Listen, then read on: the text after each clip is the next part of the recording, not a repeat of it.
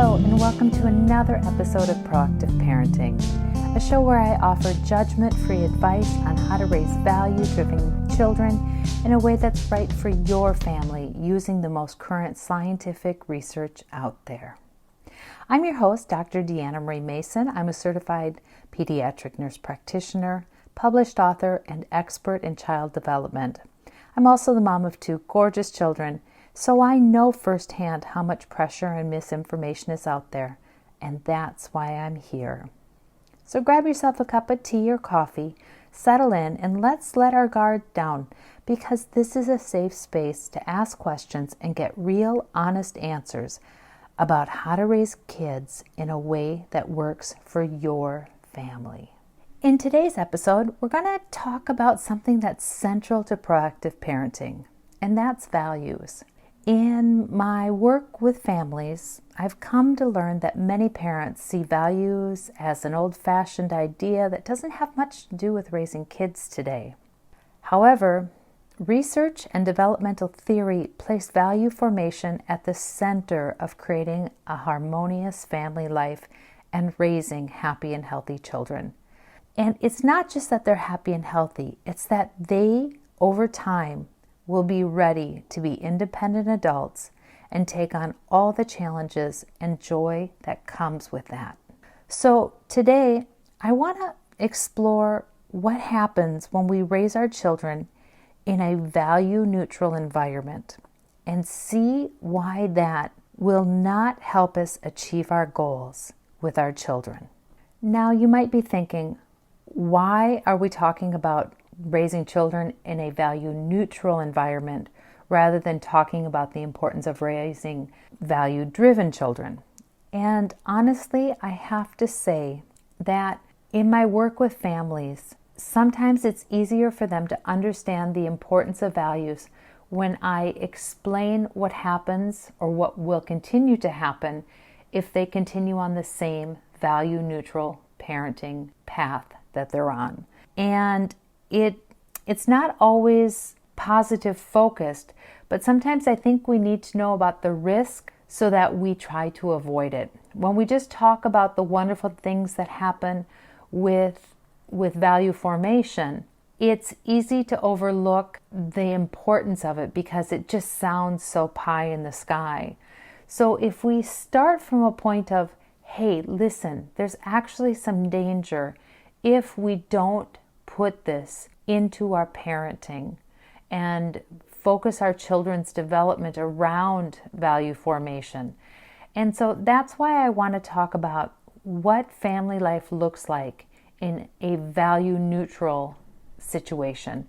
And in a future episode, we'll go ahead and talk about how values develop and what occurs in your child as they develop those.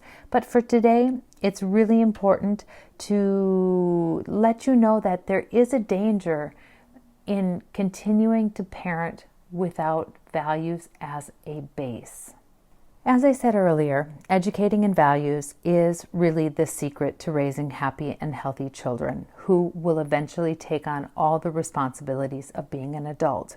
Our children thrive when they know how to behave.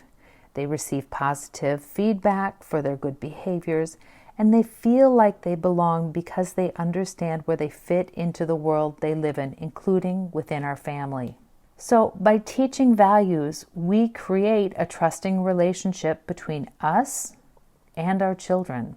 And when we actively participate in our children's development, we are guiding them on how to view and understand the world. This is a wonderful opportunity and also a really big responsibility, but it is completely doable with proactive parenting, harnessing the understanding of how our children develop and using that to create limits and discipline based on values is really all you need to do. However, if we ignore this opportunity or simply don't even realize it's there because we don't know the importance of values, we're going to leave our children's understanding of the world up to chance. And maybe they'll get it, but maybe they won't. Values in the end guide our lives and decisions because they reflect how we see our rights, our responsibilities, and our obligations. If we raise our children to focus on values that will help them learn to respectfully interact with other people while also knowing how to care for themselves, their emerging values will guide their interactions with us and the larger world. To be sure, our kiddos with their limited life experience need us to provide tools to help them evaluate the situations around them, to make decisions, and to choose their actions. Values are what creates a clear and consistent base to do all of these things. And luckily, values can be explained as concretely or as abstractly as needed so that our little ones can continue to understand our message at each and every age and stage, no matter where they're at in their own development. So let me use a simple example like the golden rule to try to make what we're talking about here a little bit more tangible. Simply said, the golden rule encourages us to treat others as we'd like to be treated. This is an empathy-driven idea that captures the values of honesty, respect, and shared responsibility. Even the youngest children can think about what they would like in a situation and use those feelings to consider the needs of others who are present. Of course, little ones don't yet have enough practice in their life to do this independently. So that's why we as parents create limits and discipline for them to practice these behaviors, even when they don't yet know or understand the values behind the limits. And this, over time, is what helps our children internalize what we're teaching them until it becomes a stable part of who they are. We're able to see examples of value-neutral parenting all around us. And while the news is full of really extreme examples, including rape, murder, pornography, addictions, extreme bullying, and substance use, I generally focus on the more insidious trends that are happening in family homes that have equally disruptive ends. Some examples of this include simple disrespect for parents and teachers, dishonesty and petty stealing, failure to value the importance of hard work and education, and a self-centeredness at the expense of others. And that looks like the child who can't seem to pack up their bag and be in the car on time for school drop-off without making mom or dad late for work every day. Or the child who has a meltdown every time something isn't just perfect. These are just a few of the consequences that many, many families face every day. And it's these issues that interfere with family harmony. They increase family stress levels, and ultimately, they have a social and economic cost for the family and the community. But luckily, we aren't helpless against these behaviors. There are effective, proactive parenting strategies available that can help us raise happy and healthy, value-driven children. Values are communicated to our kiddos both directly and indirectly throughout their childhood and adolescence. Now, as I've repeated multiple times, limits and discipline are how we help our children learn values directly while we model good behaviors to communicate values indirectly. This is why it's so important that we do as we say. Our kiddos can't really learn about our values if we expect them to behave in one way, but we as parents are modeling a different behavior.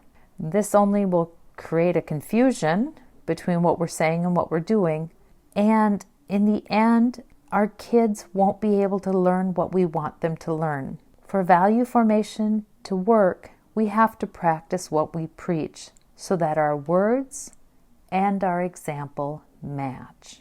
If we look at this from a developmental perspective, it is never too early to start teaching values. Values are learned over time and they need support to grow and develop. Values can be taught to our kiddos starting around age 1 when we begin to use limits and discipline to help protect their safety.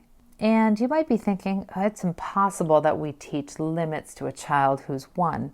But let me give you an example of how this starts. At the first birthday, we begin to use the word no to help our kiddo learn to stay safe. such as when we don't want them to touch a hot object. And we apply discipline when they don't listen, which could be going over and picking them up and moving them away from the dangerous hot object and placing them someplace safe. Now that seems very natural, and you might be thinking, what does that have to do with values? Well, together, those parental actions are actually laying the foundation for the value of respect. Small children need to learn to listen to what their parents are telling them to do. And that's to assure their physical safety. And if they don't, as a consequence, they're going to lose some of their liberty to roam around and explore. So when we look at this simple interaction of hearing the word no, not stopping, and a parent going in and moving the child away from danger, we see the value of respect is supported because our child learns that we have authority and that we're paying attention to them to keep them safe, and we have their best interests at heart. And that there is truth-keeping in the sense that when they cross the limits that we set, there will be a consequence. And since our kiddos thrive in predictable, stable environments, this pattern reinforces a predictable routine that our little ones can learn, internalize, and use to regulate their own behavior. Now, it's important to note that research clearly shows that values are learned more profoundly the earlier that they're taught. And that's why I say it's okay to start teaching values through the tools of limits and discipline starting at age 1, when our children are developmentally ready to take on that type of interaction with us. However, if we wait to begin using limits and discipline until our child is older, say around 7 to 10 years old, which unfortunately is when a large number of parents start to consciously set limits and try to discipline their children. According to the research, there is a very good chance that our child will only learn the behavior rather than the values behind the behavior. Let me explain how this happens. Our children won't be able to connect a behavior to the values that are supposed to be guiding that behavior unless they have had time to understand why. And when we start late, say around 7 to 10 years, our children are at the cognitive or intellectual level where they will begin to avoid a behavior that gives them a consequence because they don't want the consequence, not because they understand why the behavior is correct. When this happens, these children behave well if a parent or an adult is present because they know that there is a correct behavior that they should perform, but they choose differently when they're unsupervised. This happens, as I said, because they don't know why the correct behavior is the right one. They only know that it keeps them out of receiving discipline. So when there's no risk of discipline, because they're either alone or there's no adults with authority present, they make other choices about their behaviors based on their desires rather than on our family's values. This is why it's so important to use values as the foundations for limits and discipline. When used together, our children are supported in learning values by being expected to follow clear limits in their behavior and receiving feedback from us in the form of praise and recognition when they follow the limits that we've set, and in the form of discipline when they exceed our limits. Now remember that we're supposed to be adjusting our limits and discipline based on the age and developmental level of our children throughout their childhood and adolescence. So in this way, our children learn a little bit more about the underlying values as their limits and discipline expand to reflect their own growth and development. And this is where the magic happens. With time, our children learn these values in a deep and profound way to help them decide what to focus on, to explore the available options, and to choose their action, and most importantly, to evaluate themselves honestly. These are the characteristics that allow us to know that our children will go into the world and make the right choices. And if they do make a mistake, which is completely understandable, they will have trust in us to come and seek our assistance and help to help them overcome whatever they've stumbled into. Now, children who mature into adolescence without a firm grasp of values to guide their lives have a really hard time taking on the responsibilities of adulthood. This happens because they have ever-shifting measures on how to live. In my practice, I see teens and young adults who don't know how to get along with others. They demand respect from everyone, but do not feel they need to give respect to anyone. Most often, their feelings drive their decision-making, and it can lead them to some really negative behaviors, such as dropping out of university because a professor made them feel, as they say, stupid, or they quit a job because they were corrected by their boss. They drop out of an activity because they weren't chosen as first line or the best to start the game, or they blame their parents for their own failures, and the list goes on and on. Sadly, it's nearly impossible to teach teens and young adults values if they haven't started earlier in their life. Instead, when our children get to these ages, we just have to let them experience the natural consequences of their actions until the next learning cycle comes around, which is developmentally at about age 30 to 32. By letting our teens suffer the natural consequences of their behavior, it helps them understand that their choices really aren't working out. And by age 30 to 32, they'll start to search for answers that are more traditional, like going back to school for an education to get a better job, looking for a more substantial characteristic in a partner other than their looks or their money, or accepting the reality that it really does take hard work to accomplish a goal and that there are no shortcuts. While this age group that we've just been talking about is probably much older than your children are right now, remember that the days go slowly, but the years fly by, and before you know it, your little ones will be grown. And we're focusing today on understanding the importance of including values in your parenting now to avoid problems that will develop in value-neutral children later. This is about pure prevention. You can prevent having a teen who fails at school. You can prevent having a teen who is engaged in bullying, aggressive behaviors. You can avoid a teen who doesn't have a clear idea on how to study and what to pursue in their life. These are things that we can help our children avoid by integrating values into our parenting. And we do that again with limits and discipline because it's the surest way to raise value-driven children.